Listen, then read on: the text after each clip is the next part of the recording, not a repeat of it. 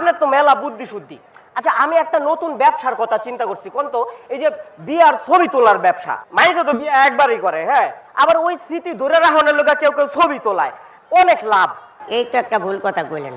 এই যে কইলেন বিয়ার ছবি, কিন্তু ওইখানে তো সব পাইবেন আর্টিফিশিয়াল ছবি, পোজ দেওয়া ছবি, পোজ দেওয়া। এটা আপনি কোনো কথা বললেন? পোস্ট ছাড়া ছবি হয়? শোনেন ভাগনা ভাই, পোজ দিয়া স্মৃতি হয় না, আবেগের ছবিও তোলা যায় না।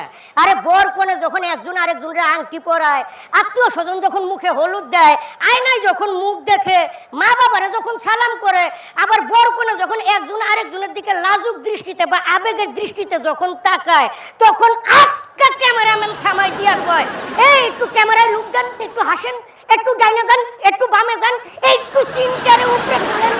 এইসব কইরা বিয়া শাদির ওই আসল মুহূর্তের ছবিগুলার দেয় 12টা বাজাইয়া, আর সব হইয়া যায় পুজ দেওয়া ছবি। এইভাবে কি স্মৃতি ধরে রাখা যায়? আপনি আসলে যত সুন্দর করে বুঝাইলেন, আমার চোখ খুললা গেছে গা। মামা হইলে হয় দমকাইতো, নয় মারতো। আবারও তো একটা ভুল কথা কইলেন, আপনার চোখ খুলে কেমনে? আরে ঘুমানো ছাড়া তো সবসময় চোখ প্রায় খোলাই থাকে, তো মাঝে মধ্যে একটু পলক করে। তবে অনেকেই আছে চোখ থাকিতে অন্ধ, সেই অন্ধ কিন্তু ভালো না।